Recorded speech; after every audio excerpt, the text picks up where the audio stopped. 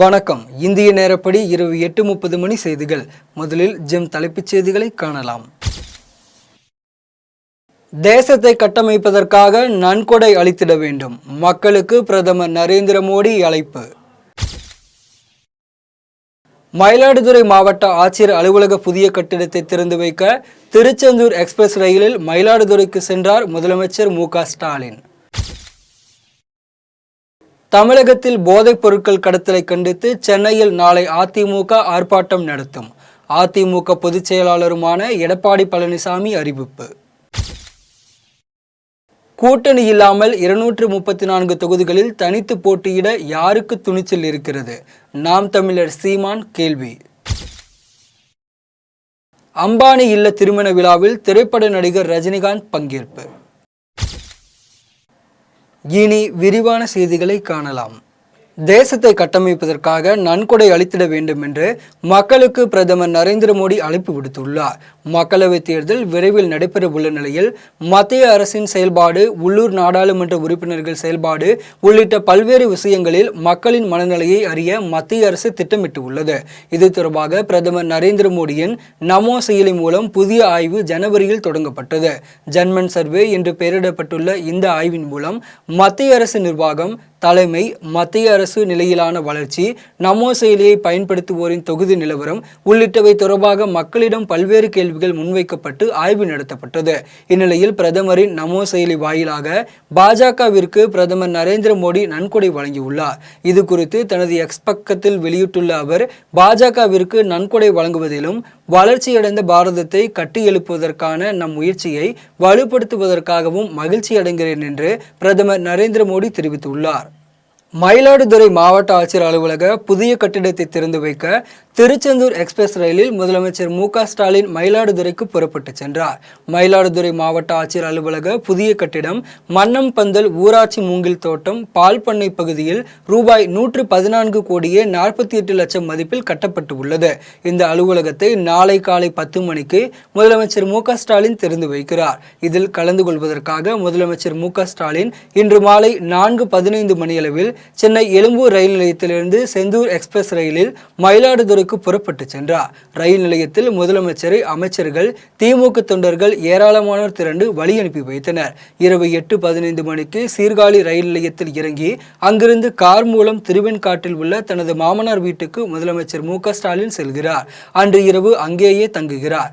நாளை அங்கிருந்து கார் மூலமாக மயிலாடுதுறை சென்று மாவட்ட ஆட்சியர் அலுவலகத்தை காலை 10 மணிக்கு திறந்து வைக்கிறார். பிற்பகல் 1 மணிக்கு திருச்சி சென்னை சோழன் எக்ஸ்பிரஸ் ரயிலில் ஏறி மாலை 6:15 மணிக்கு மீண்டும் முதலமைச்சர் மு.க. ஸ்டாலின் சென்னை திரும்புகிறார். தமிழகத்தில் போதைப் பொருட்கள் கடத்தலை கண்டித்து சென்னையில் நாளை அதிமுக ஆர்ப்பாட்டம் நடத்தும் என எதிர்க்கட்சி தலைவரும் அதிமுக பொதுச் செயலாளருமான எடப்பாடி பழனிசாமி அறிவித்துள்ளார். தமிழகத்தில் போதைப் பொருட்கள் கடத்தலை தடுக்க தவறிய திமுக அரசை கண்டித்து தமிழகம் முழுவதும் மாவட்ட தலைநகரங்களில் நாளை திங்கட்கிழமை ஆர்ப்பாட்டம் நடத்தப்படும் என்று அதிமுக சார்பில் அறிவிக்கப்பட்டுள்ளது. அதிமுக பொதுச் செயலாளர் எடப்பாடி பழனிசாமி இது தொடர்பான அறிவிப்பை கடந்த சில நாட்களுக்கு முன்பு வெளியிட்டார். அதன்படி சென்னையில் 9 மாவட்ட செயலாளர்கள் ஒன்று சேர்ந்து நாளை ஆர்ப்பாட்டம் நடத்துகின்றனர். நுங்கம்பாக்கம் வள்ளுவர் கோட்டத்தில் காலை 9:30 மணிக்கு நடத்தப்படும் ஆர்ப்பாட்டத்தில் மாவட்ட செயலாளர்கள் ஜெயக்குமார், பாலகங்கா, வி.என். ரவி, ஆதி ராஜாராம், வெங்கடேஷ் பாபு, டி. நகர் சத்யா, ஆர்.எஸ். ராஜேஷ், அசோக், கே.பி. கந்தன் உள்ளிட்ட 9 மாவட்ட செயலாளர்கள் ஒருங்கிணைந்து இந்த ஆர்ப்பாட்டத்தை நடத்துகின்றனர். இதில் ஆயிரக்கணக்கான அதிமுக நிர்வாகிகள் மற்றும் தொண்டர்கள் பங்கேற்கின்றனர்.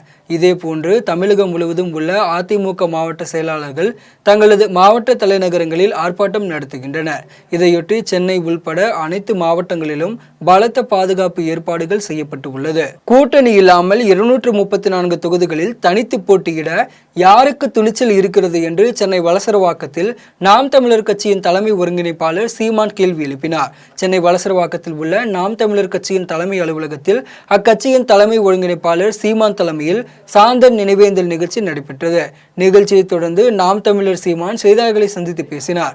அப்போது முருகனும் சாந்தனும் உயிரிழந்தால் உடலை என்னிடம் ஒப்படைக்க சொன்னார்கள் என்றும் 28ஆம் தேதி இரவு இலங்கை அனுப்ப இருந்த நிலையில் காலை உயிரிழந்தது திரைப்படத்தில் வரும் உச்சகட்ட காட்சியை போன்று இருக்கிறது எனவும் கடைசி முறையாக சாந்தன் என்னை சந்திக்க வேண்டும் என்று நினைத்தான் எனவும் தெரிவித்தார்.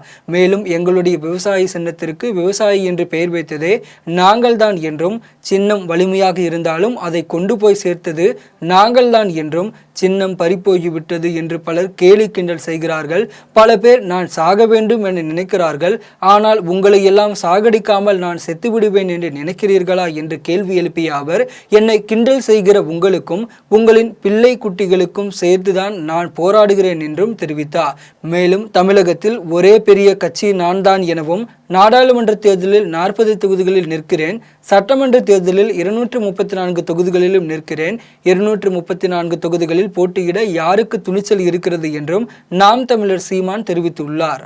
அம்பானி இல்ல திருமண விழாவில் திரைப்பட நடிகர் சூப்பர் ஸ்டார் ரஜினிகாந்த் மற்றும் அவரது குடும்பத்தினர் பங்கேற்றனர். குஜராத்தில் ஜாம்நகர் பகுதியில் பிரபல தொழிலதிபரும் இந்தியாவின் டாப் பணக்காரர்களில் ஒருவருமான முகேஷ் அம்பானியின் மகன் ஆனந்த் அம்பானிக்கும் ராதிகா மெர்ச்சென்ட்டுக்கும் ஏற்கனவே திருமண நிச்சயதார்த்தம் நடந்து முடிந்த நிலையில் இவர்களின் திருமணம் ஜூலை மாதம் நடைபெறவுள்ளது. இந்நிலையில் இவர்களின் ப்ரீ வெட்டிங் கொண்டாட்டங்கள் மார்ச் 1ஆம் தேதி முதல் 3ஆம் தேதி வரை தொடர்ந்து 3 நாட்கள் நடக்கும் என தெரிவிக்கப்பட்டது. அதன்படி ஆனந்த் அம்பானி மற்றும் ராதிகா மெர்ச்சென்ட் ப்ரீ வெட்டிங் கொண்டாட்டங்கள் களை கட்ட துவங்கிய நிலையில் இதில் ஏராளமான திரைப்பிரபலங்கள், விளையாட்டு வீரர்கள், சர்வதேச பிரபலங்கள் உள்ளிட்ட பலர் கலந்து கொண்டு நிகழ்ச்சியை உற்சாகப்படுத்தி வருகின்றனர். இந்நிலையில் அம்பானியின் வீட்டு ப்ரீ வெட்டிங் விசேஷத்தில் சூப்பர் ஸ்டார் ரஜினிகாந்தும் தன்னுடைய மனைவி மற்றும் மகள் ஐஸ்வர்யாவுடன் கலந்து கொண்டார். உயர்நீதிமன்றத்தின் வழக்காடு மொழியாக தமிழை அறிவிக்க வேண்டுமென நாடாளுமன்றத்திலும் வெல்லும் ஜனநாயக மாநாட்டிலும் பேசியதோடு மட்டுமல்லாமல் தீர்மானமும் நிறைவேற்றி இருக்கிறோம் என்று தொல் திருமாவளவன் தெரிவித்துள்ளார். சென்னை திருவல்லிக்கேணியில் விடுதலை சிறுத்தைகள் கட்சியை சேர்ந்த வழக்கறிஞர்களின் சட்ட அலுவலகத்தை விடுதலை சிறுத்தைகள் கட்சியின் தலைவரும் சிதம்பரம் நாடாளுமன்ற உறுப்பினருமான தொல் திருமாவளவன் திறந்து வைத்தார். நிகழ்ச்சியை தொடர்ந்து தொல் திருமாவளவன் செய்தியாளர்களை சந்தித்து பேசினார்.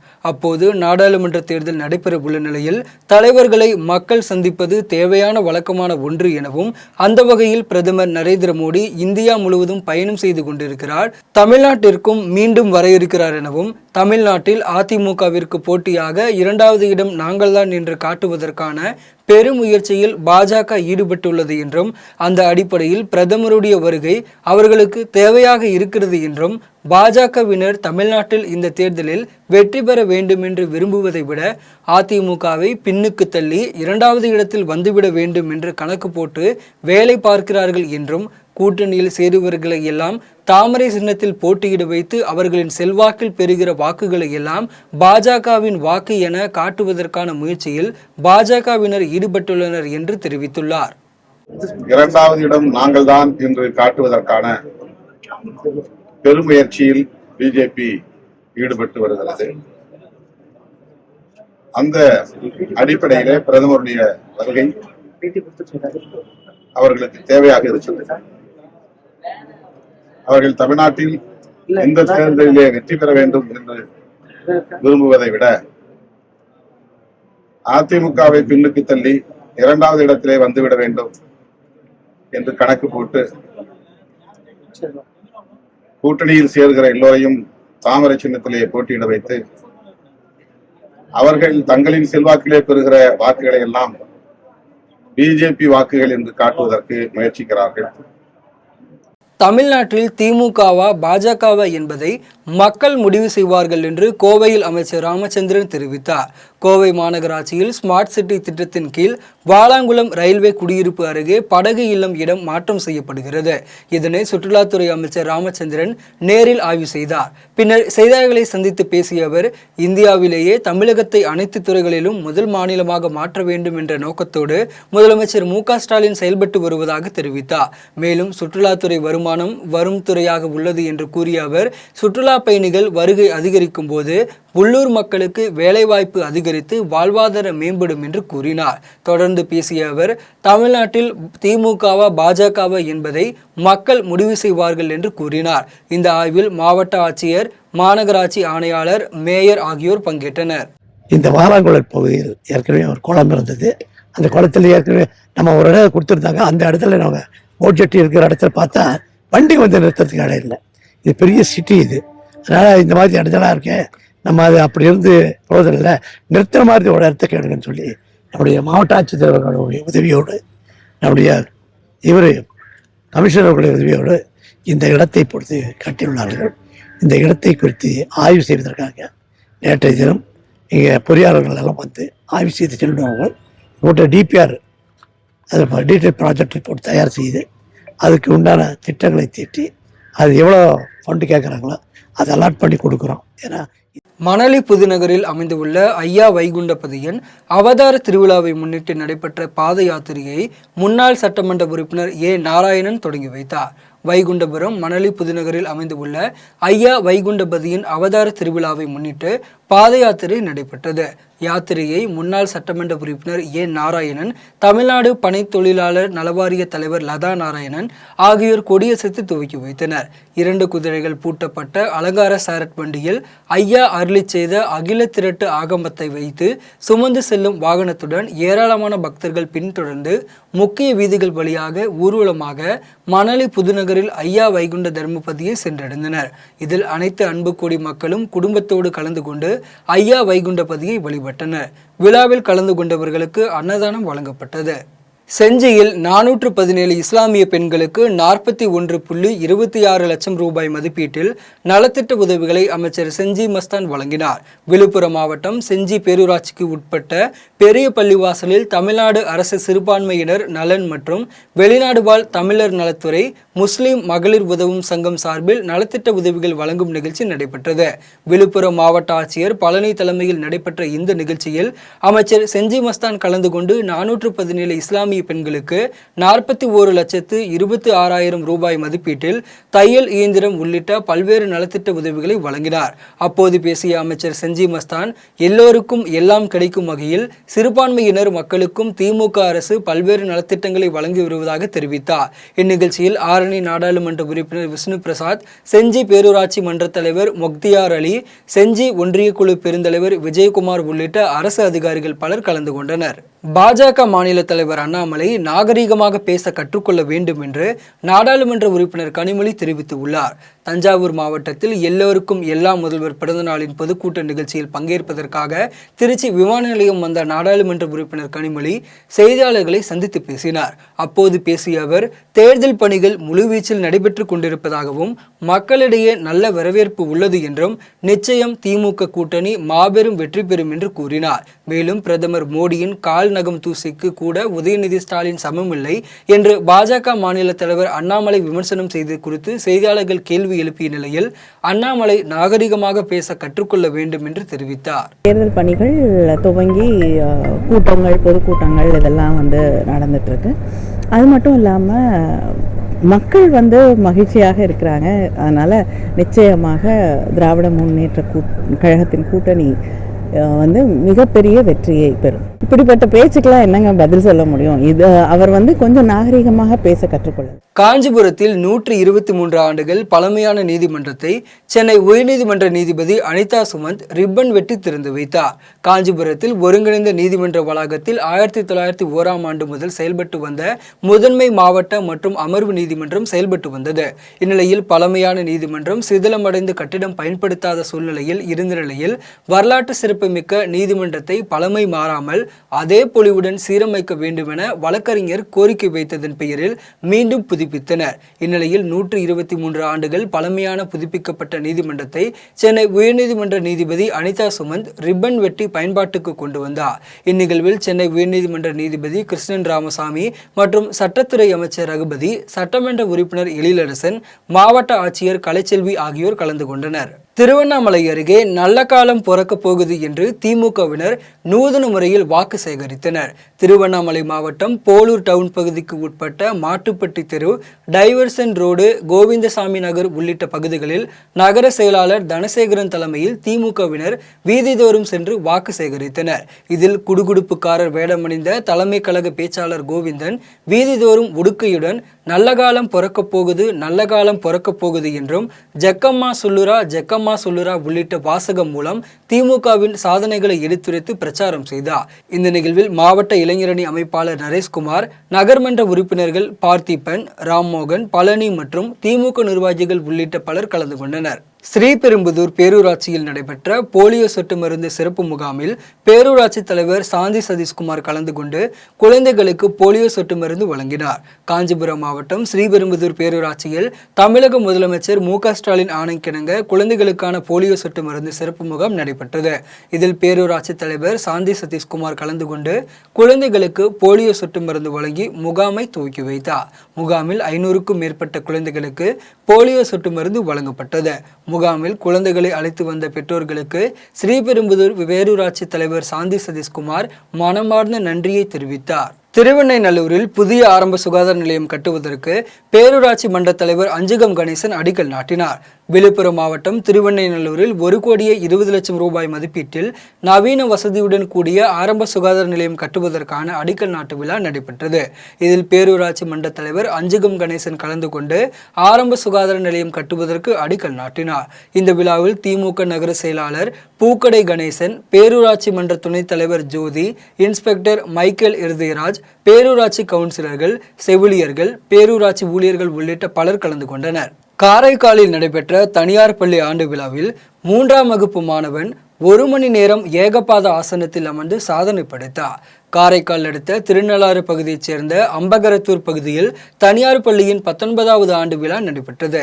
ஆண்டு விழாவில் பள்ளி மாணவர்களுக்கு யோகா பயிற்சி குறித்த விழிப்புணர்வு ஏற்படுத்தும் வகையில் அப்பள்ளியில் 3ஆம் வகுப்பு படிக்கும் ஸ்ரீசரண் என்ற மாணவன் ஏகபாத ஆசனத்தில் நிகழ்ச்சி தொடங்கியதிலிருந்து பள்ளியின் கலை நிகழ்ச்சிகள் நடைபெறும் வரையில் சுமார் 1 மணி நேரம் அமர்ந்து சாதனை படைத்தார். இதனையடுத்து சிறுவனின் சாதனையை பாராட்டும் வகையில் பள்ளி நிர்வாகம் சார்பில் மாணவனுக்கு சால்வை அணிவித்தும் நினைவு பரிசு வழங்கியும் கௌரவிக்கப்பட்டது. புதுச்சேரியில் நடைபெற்ற போலியோ சொட்டு மருந்து வழங்கும் நிகழ்ச்சியை புதுச்சேரி முதல்வர் ரங்கசாமி தொடங்கி வைத்தார். புதுச்சேரி மாநிலத்தில் அரசு சுகாதாரம் மற்றும் குடும்ப நலத்துறை சார்பாக 5 வயதுக்குட்பட்ட குழந்தைகளுக்கு தீவிர போலியோ சொட்டு மருந்து போடும் நிகழ்ச்சி நடைபெற்றது. நிகழ்ச்சியை கதிர்காமம் பகுதியில் உள்ள தில்லையாடி அரசு பள்ளியில் புதுச்சேரி முதல்வர் ரங்கசாமி தொடங்கி வைத்தார். இதேபோல் ஆரம்ப சுகாதார நிலையங்களில் நடைபெற்ற போலியோ சொட்டு மருந்து வழங்கும் நிகழ்ச்சியை சுகாதார ஊழியர்கள் குழந்தைகளுக்கு சொட்டு மருந்து வழங்கி தொடங்கி வைத்தனர். கன்னியாகுமரியில் ஐயா வைகுண்டரின் 192வது அவதார தினத்தை முன்னிட்டு ஊர்வலம் நடைபெற்றது. கன்னியாகுமரி மாவட்டம் சாமித்தோப்பில் ஐயா வைகுண்டரின் 192வது அவதார தினத்தை முன்னிட்டு ஊர்வலம் நடைபெற்றது. விழாவிற்காக சென்னை, திருச்சி, மதுரை, தூத்துக்குடி, திருநெல்வேலி மற்றும் கேரளாவில் இருந்து ஏராளமான ஐயாவளி பக்தர்கள் ஊர்வலமாக புறப்பட்டு நாகர்கோவில் வந்தனர். பின்னர் நாகர்கோவில் நாகராஜா கோவில் திடலிலிருந்து சாமித்தோப்புக்கு பேரணியாக புறப்பட்டு சென்றனர். பேரணி முடிந்ததும் சாமித்தோப்பில் வாகன பவனியும் அதனைத் தொடர்ந்து ஐயாவளி சமய மாநாடும் நடைபெற்றது. இதில் திரளான ஐயாவளி பக்தர்கள் கலந்து கொண்டு ஐயா வைகுண்டரின் அவதார தினத்தை சிறப்பாக கொண்டாடினர். பாபநாசத்தில் பயணிகளின் நீண்ட ஆண்டுகள் கோரிக்கையை ஏற்று பாபநாசத்திலிருந்து அரியலூருக்கு புதிதாக போக்குவரத்து சேவை தொடங்கப்பட்டது. தஞ்சாவூர் மாவட்டம் பாபநாசம் பகுதியில் பயணிகளின் நீண்ட ஆண்டுகள் கோரிக்கையை ஏற்று கும்பகோணத்திலிருந்து பாபநாசம் புதிய பேருந்து நிலையம் வழியாக அரியலூர் ரயில்வே நிலையம் வரை செல்லும் போக்குவரத்து சேவை தொடங்கப்பட்டது. சுமார் 52 கிலோமீட்டர் தூரத்தில் பயணம் செய்யக்கூடிய போக்குவரத்து பேருந்து சேவையை மயிலாடுதுறை எம்பிக்கள் ராமலிங்கம், கல்யாணசுந்தரம், சட்டமன்ற உறுப்பினர் ஜவஹர்லா ஆகியோர் கூட்டாக கொடியசைத்து தொடங்கி வைத்தனர். புதிய பேருந்தை பாபநாசம் சட்டமன்ற உறுப்பினர் பேராசிரியர் ஜவஹர்லா ரிப்பன் வெட்டி தொடங்கி வைத்தார். இந்த பேருந்து பயணிகளின் வசதிக்காக கும்பகோணத்திலிருந்து பாபநாசம் வழியாக அரியலூருக்கு 2 முறையும் இதேபோல் எதிர்மார்க்கத்திலிருந்து 2 முறையும் தினசரி இயக்கப்படுவதாக கூறப்படுகிறது. நிகழ்ச்சியில் அரசு போக்குவரத்து கழக அதிகாரிகள், திமுகவின் நிர்வாகிகள், சமூக ஆர்வலர்கள் உட்பட பலர் கலந்து கொண்டனர். பாபநாசம் மக்களின் நீண்ட நாள் கோரிக்கை இன்று நிறைவேறி இருக்கின்றது. அரியலூரில் ரயிலில் வந்து இறங்கக்கூடிய பயணிகள் பாபநாசம், கும்பகோணம் உள்ளிட்ட பகுதிகளுக்கு வருவதற்கு ஒரு அரசு பேருந்து இயக்கப்பட வேண்டும் என்பது நீண்ட நாள் கோரிக்கை. இந்த கோரிக்கையை நான் சட்டமன்ற கூட்டத்தொடரில் கேள்வி நேரத்தில் கேட்டிருந்தேன். மாண்புமிகு போக்குவரத்து துறை அமைச்சர் சிவசங்கர் அவர்கள், மாண்புமிகு தமிழ்நாடு முதலமைச்சர் அவர்களுடைய கவனத்திற்கு இதை எடுத்து சென்று தருமபுரியில் உள்ள தட்சிண காச காலபைரவர் கோயிலில் பூசணிக்காயில் தீபமேற்றி வழிபடும் நிகழ்ச்சி நடைபெற்றது. தருமபுரி அடுத்த அதியமான் கோட்டையில் புகழ்பெற்ற தட்சண காசி காலபைரவர் கோவில் அமைந்துள்ளது. இக்கோவிலில் மாசி மாத தேய்பிறை அஷ்டமியையொட்டி பூசணிக்காயில் தீபமேற்றி வழிபடும் நிகழ்ச்சி நடைபெற்றது. இதனைத் தொடர்ந்து பைரவருக்கு பல்வேறு யாகங்களும் 64 வகையான அபிஷேகங்களும் நடைபெற்றது. மேலும் பைரவர் ருத்ராட்சை பந்தலில் விபூதி அலங்காரத்தில் பக்தர்களுக்கு அருள் பாலித்தார். இதில் ஏராளமான பக்தர்கள் கலந்து கொண்டு சுவாமி தரிசனம் செய்தனர். தமிழ்நாடு முழுவதும் நாளை +1 பொதுத் தேர்வு தொடங்குகிறது. தமிழ்நாடு முழுவதும் நாளை 3302 தேர்வு மையங்களில் +1 பொதுத் தேர்வை மாணவ மாணவிகள் எழுத உள்ளனர். தேர்வில் முறைகேடுகளை தடுக்க 3200 பறக்கும் படைகளும் தேர்வு பணிகளில் 46,700 தேர்வறை கண்காணிப்பாளர்களும் ஈடுபடுத்தப்பட உள்ளனர். +1 தேர்வின் முதல் நாளில் தமிழ் உள்ளிட்ட மொழிப்பாடங்களுக்கான தேர்வு நடைபெற உள்ளது. இந்த தேர்வு காலை 10 மணி முதல் பிற்பகல் 1:15 மணி வரை நடக்க உள்ளது. இன்று தொடங்கும் +1 தேர்வு வருகின்ற 25ஆம் தேதி வரை நடைபெறுகிறது. ஆதம்பாக்கத்தில் முதலமைச்சர் மு.க.ஸ்டாலினின் பிறந்தநாள் விழாவை முன்னிட்டு பொதுமக்களுக்கு அன்னதானம் வழங்கப்பட்டது. சென்னை ஆதம்பாக்கத்தில் திமுக சார்பில் 186வது வட்டச் செயலாளர் அட்வொகேட் குமாரசாமி ஏற்பாட்டில் முதலமைச்சர் பிறந்தநாளை முன்னிட்டு 1000 பேருக்கு அறுசுவை உணவு வழங்கப்பட்டது. இந்த விழாவில் மண்டலம் 14 மண்டல குழு தலைவர் ரவிச்சந்திரன் தலைமையில் 186வது மாமன்ற உறுப்பினர் மணிகண்டன் கலந்து கொண்டார். கள்ளக்குறிச்சியில் மாபெரும் போலியோ சொட்டு மருந்து முகாம் நடைபெற்றது. தமிழகம் முழுவதும் இன்று 5 வயதுக்குட்பட்ட குழந்தைகளுக்கு போலியோ சொட்டு மருந்து முகாம் நடைபெற்றது. அதன்படி கள்ளக்குறிச்சி மாவட்டத்தில் அனைத்து ஆரம்ப சுகாதார நிலையங்கள், அரசு மருத்துவமனைகள், துணை சுகாதார மையங்கள், பள்ளிக்கூடங்கள், சத்துணவு மையங்கள், புகைவண்டி நிலையம் மற்றும் பேருந்து நிலையங்கள் உள்ளிட்ட 1066 இடங்களில் போலியோ சொட்டு மருந்து வழங்கும் முகாம் நடைபெற்றது. இந்த முகாமில் ஏராளமான பெற்றோர்கள் தங்களது குழந்தைகளுடன் கலந்து கொண்ட நிலையில் குழந்தைகளுக்கு போலியோ சொட்டு மருந்து வழங்கப்பட்டது. சேலத்தில் முதலமைச்சர் மு.க.ஸ்டாலினின் பிறந்தநாளையொட்டி நடைபெற்ற பொதுக்கூட்டத்தில் திண்டுக்கல் ஐலியோனி கலந்து கொண்டு உரையாற்றினார். சேலம் மாவட்டம் எடப்பாடி பேருந்து நிலையத்தில் தமிழக முதலமைச்சர் மு.க.ஸ்டாலினின் 71வது பிறந்தநாள் விழாவையொட்டி பொதுக்கூட்டம் நடைபெற்றது. சேலம் மேற்கு மாவட்ட திமுக செயலாளரும் முன்னாள் அமைச்சருமான DM செல்வ கணபதி தலைமையில் நடைபெற்ற இக்கூட்டத்தில் திமுக கொள்கை பரப்பு செயலாளர் திண்டுக்கல் ஐலியோனி பங்கேற்று சிறப்புரையாற்றினார். அப்போது கோவிலுக்கு சொந்தமான 690 ஏக்கர் நிலத்தை தனியாரிடம் இருந்து மீட்டு 2500 கோடி மதிப்புள்ள கோவில் நிலங்களை மீட்டெடுத்து கோவிலிடம் ஒப்படைத்தது திமுக ஆட்சி காலத்தில்தான் எனவும், இதனால் திமுக இந்து மதத்தின் விரோதி இல்லை எனவும் தெரிவித்தார். கூட்டத்தில் எடப்பாடி தொகுதி தேர்தல் பார்வையாளர் பரணிமணி, எடப்பாடி நகர செயலாளர் பாஷா உட்பட திமுக நிர்வாகிகள், பொதுமக்கள் என ஏராளமானோர் கலந்து கொண்டனர். மதுரையில் 16 வயதுக்கு மேற்பட்ட ஆண்கள் மட்டுமே பங்கேற்ற பிலிப்பூச்சி விழா வெகு விமர்சையாக நடைபெற்றது. மதுரை மாநகர் புட்டுத்தோப்பு பகுதியில் காட்டுநாயக்கர் சமூகத்தைச் சேர்ந்த 150க்கும் மேற்பட்ட குடும்பத்தினர் வசித்து வருகின்றனர். இந்த பகுதியில் உள்ள செல்லமாரியம்மன் கோவிலில் ஆண்டுதோறும் மாசி மாதத்தில் பிலிப்பூச்சி விழா நடைபெறுவது வழக்கம். அதன்படி இந்த ஆண்டிற்கான பிலிப்பூச்சி விழா 2 நாட்களாக வெகு விமர்சையாக நடைபெற்றது.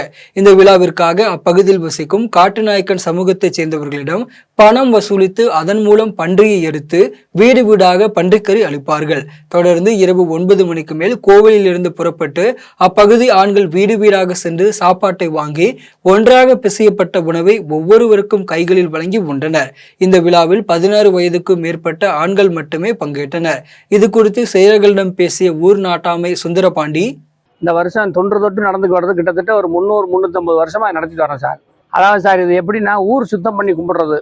எங்க மாரியம்மன் கோயில் திருவிழாவுக்கு முன்னாடி எங்களுக்கு வேட்டைக்கு துணையா இருக்கிற இந்த வேட்டை சாமியை கும்பிட்டு தான் இந்த திருவிழா ஆரம்பமாகும்.